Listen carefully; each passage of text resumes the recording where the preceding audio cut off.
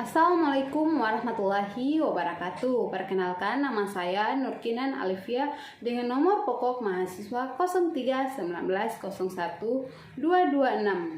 Pada video kali ini saya akan membahas mengenai aliran-aliran filsafat pendidikan.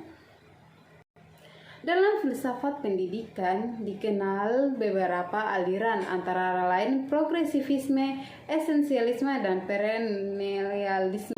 Yang pertama, aliran progresivisme. Aliran progresivisme mengakui dan berusaha untuk mengembangkan asas-asas progresivisme dalam semua realita kehidupan agar manusia bisa survei menghadapi semua tantangan kehidupan.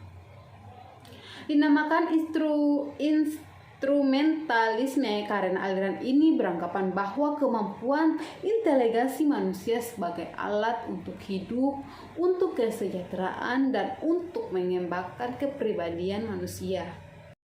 Aliran progresivisme memiliki kemajuan dalam bidang ilmu pengetahuan, meliputi 1. Ilmu hayat, bahwa manusia mengetahui semua masalah kehidupan. Yang kedua, antropologi, bahwa manusia mempunyai pengalaman pencipta budaya. Dengan demikian dapat mencari hal-hal baru. Yang ketiga, psikologi, bahwa manusia akan berpikir tentang dirinya sendiri. Lingkungan, pengalaman, dan sifat-sifat alam dapat menguasai dan mengatur alam.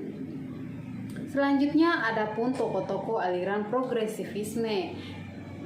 Tokoh-tokoh ini antara lain adalah William James, John Dewey, Hans Vaihinger, Fabian Schiller, dan Georges Santayana. Contoh aliran progresivisme yaitu 1. Progresivisme menolak pendidikan yang bersifat otoriter, menolak penekanan atas disiplin yang keras. Yang kedua, menolak penekanan atas disiplin yang keras, menolak cara-cara belajar yang bersifat pasif.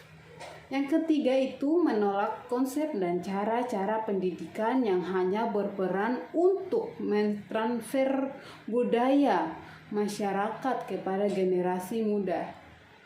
Yang kedua itu aliran esensialisme, yaitu aliran ini merupakan aliran pendidikan yang didasarkan pada nilai-nilai kebudayaan sejak peradaban umat manusia. Aliran ini muncul pada zaman Renaissance yang ciri-cirinya berbeda dengan progresivisme.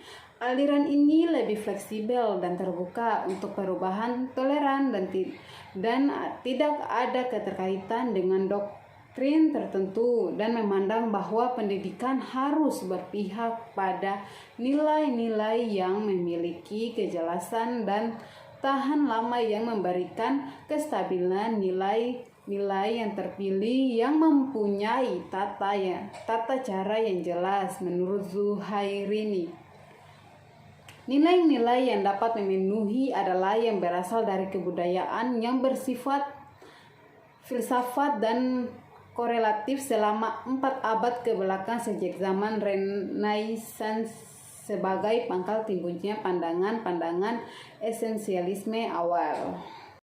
Yang ketiga yaitu aliran perennialisme, memandang pendidikan sebagai jalan kembali atau proses mengembalikan keadaan sekarang. Perennialisme ini memberikan sumbangan yang berpengaruh baik teori maupun praktik bagi kebudayaan dan pendidikan. Bagi kebudayaan dan pendidikan zaman sekarang menurut Muhammad Nur Syam 1988.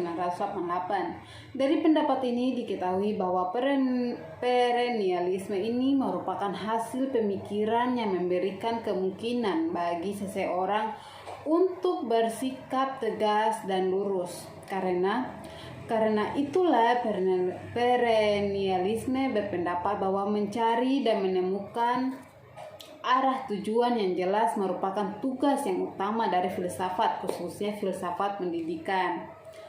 Pendiri utama dari aliran filsafat ini adalah Aristoteles, kemudian didukung dan dilanjutkan oleh St. Thomas Aquinas yang menjadi pembaru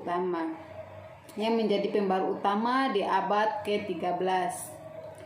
Aristoteles dan Thomas Aquinas meletakkan dasar bagi filsafat ini, sehingga pada pokoknya ajaran filsafat ini tidak berubah semenjak abad pertengahan.